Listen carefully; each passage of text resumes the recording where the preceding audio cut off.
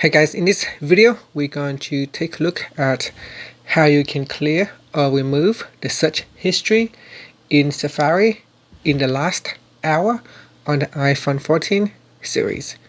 First, let's go back to your home screen by swiping up at the bottom of the screen, and on the home screen open up the Safari web browser.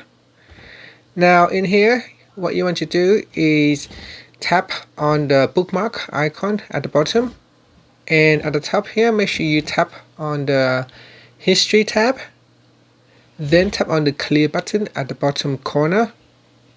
From the pop-up, select the last hour, and this will remove all the search history within the last hour.